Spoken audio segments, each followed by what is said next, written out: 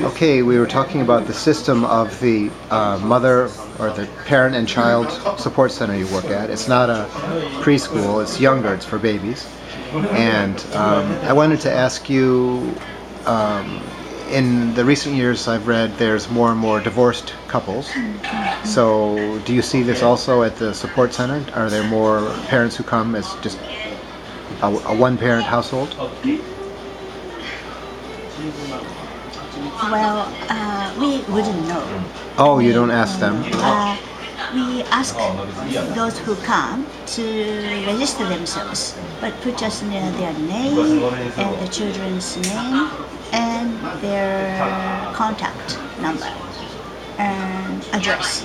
But we don't check if they're married or not. So we usually don't know, but we can guess from talking to the mother or the father. Usually, it's one of our way of assisting them to talk to them and listen to their stories, and so we can figure out whether they're in good financial conditions or maybe they need some help, or if their kids, their infants have some troubles that the city can support, assist. So if you discover or you suspect that they are having trouble paying for their rent or their something like that, what do? Do you talk to the welfare office? Yeah, we do. But we don't usually ask for their permission.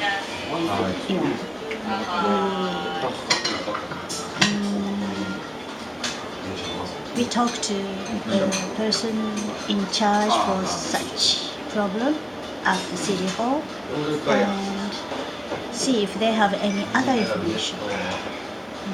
Usually those in need or in trouble wouldn't like anyone to just interfere.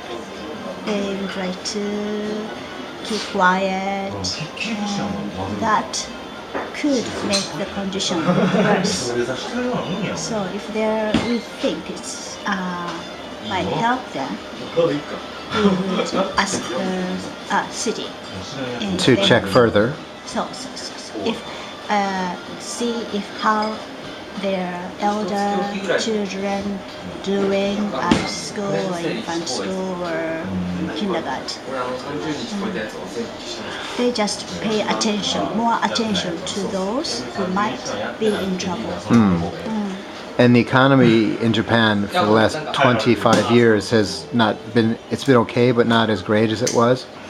And the unemployment rate or the work, instead of having a stable work condition, you just have temporary work or short-term work, something like this. So do you see this consequences in the babies and the families? Do you see more people who are like this, who have some financial difficulty? Sometimes, yes. Those who are from outside Fukui Prefecture, and if they are temporary workers, or the father is a temporary worker, they don't seem to be better off. You can tell by their appearance. Not really filthy or anything like that, but they are simple clothes.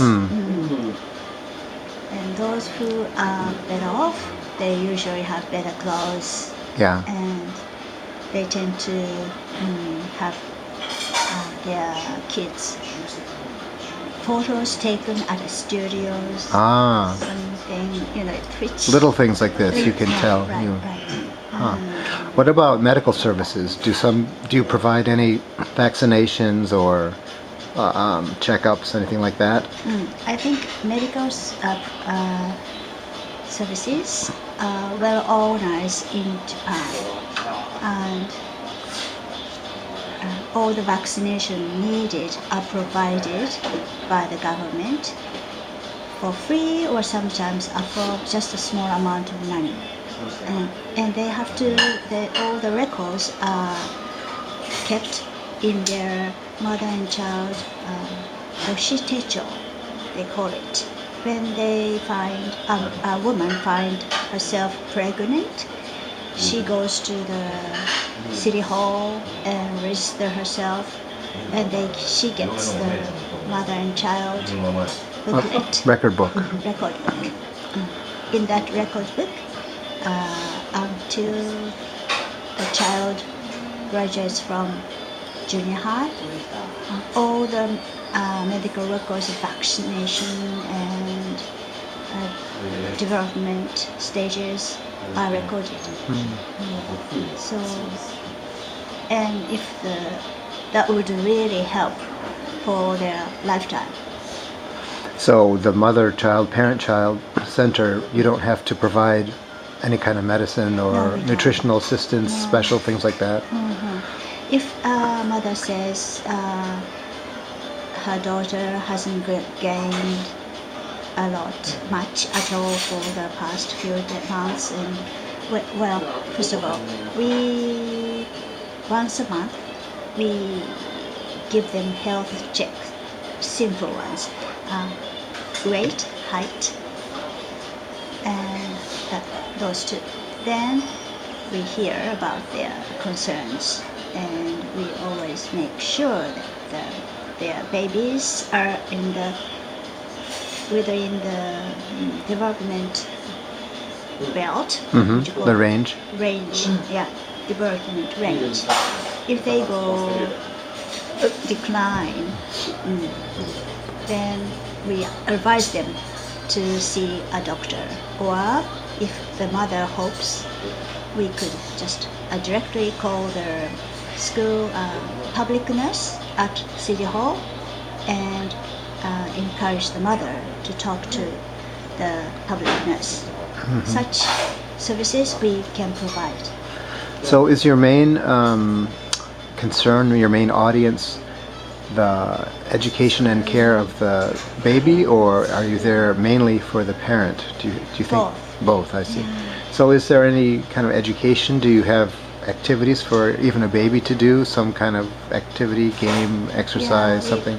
Our regular, we call events, are book reading, and with some action songs and with some Japanese folklore. Foreign language? I do the Really? English 英語で遊ぼう once a month. Even for babies? Well, young. So babies, it doesn't matter who. For those who come, usually they are too young to say anything, but they enjoy like activities. Open, shut them, give a little flap, flap, flap. Something like this we do for the babies and for the parents too. The parents they too. Are interested in educating, giving some education in English to their babies. Do you think some of them copy your example at home? And encourage them to do more at home, because we can only have that event once a month. Once a month, that is nothing. Yeah. So I try to introduce something that mothers can do easily at home. Do you get much feedback from the current parents, the clients, or ones who you used to serve in the past who came back to you and said, I really enjoyed this, or I benefited? Do you know which activities or which part of the service is the most enjoyable or valuable to the parents?